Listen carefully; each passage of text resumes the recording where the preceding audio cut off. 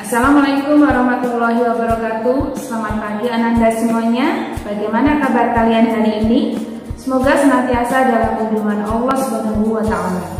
Bertemu lagi dengan Ustazah Farida. Hari ini kita akan belajar mapel bahasa Indonesia lagi. Sebelumnya, marilah kita buka pelajaran kita pada pagi hari ini dengan membaca basmalah. Bismillahirrahmanirrahim. Ananda semuanya, pada pertemuan sebelumnya kita membahas tentang teks laporan hasil pengamatan berikut bagian-bagiannya. Serta juga kemarin kita mempelajari tentang kalimat utama dan ide pokok.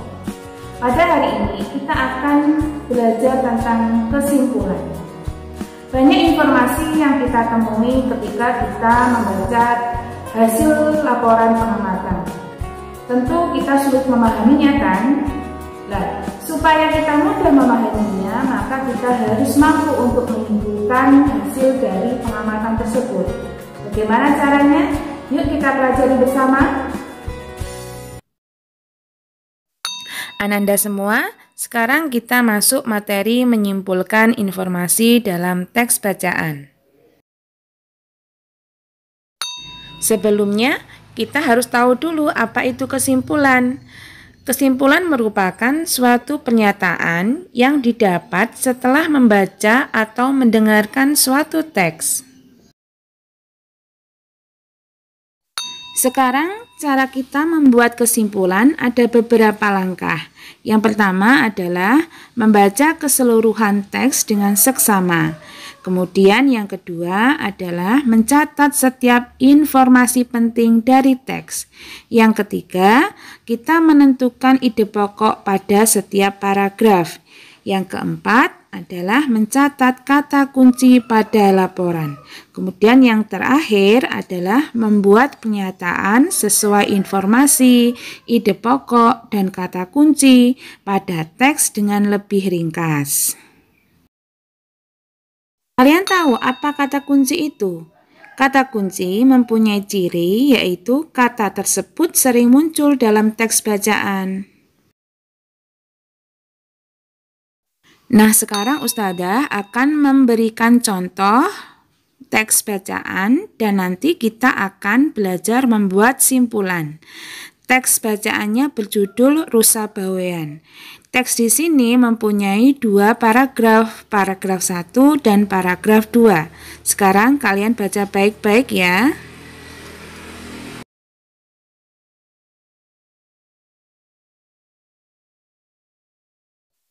Nah, sekarang kita setelah membaca, kita cari beberapa informasi penting yang kita peroleh dari teks di atas.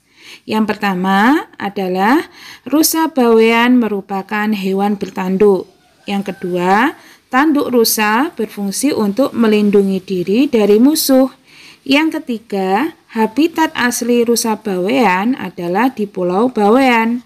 Itu adalah informasi penting yang kita dapat dari teks.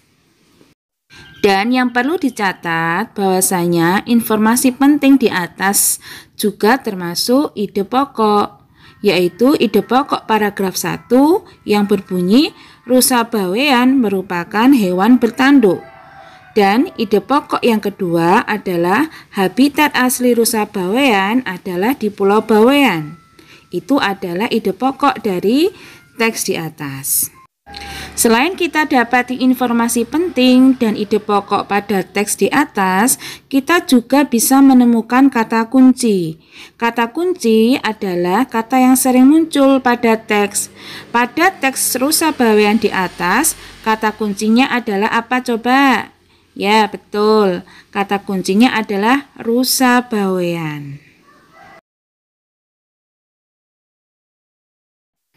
Nah, setelah kita tadi menemukan informasi penting, ide pokok, dan kata kunci, kita coba belajar membuat pernyataan akhir, yaitu rusa bawean merupakan hewan bertanduk yang habitat aslinya di Pulau Bawean. Nah, itu adalah kesimpulan dari teks yang berjudul Rusa Bawean. Nah, itulah Ananda cara kita dalam membuat simpulan dalam suatu teks bacaan. Intinya, kalian harus benar-benar memahami isi bacaan dengan cara memahaminya dengan cermat dan seksama. Anda semuanya, demikian pelajaran kita pada pagi hari ini. Semoga kalian paham ya. Dan agar lebih paham lagi, Ananda akan Ustazah beri tugas, yaitu mengerjakan buku ESPS halaman 12 sampai 13. Kalian mengerjakannya di buku tulis dan nanti setelah selesai silakan dilaporkan ke Ustazah.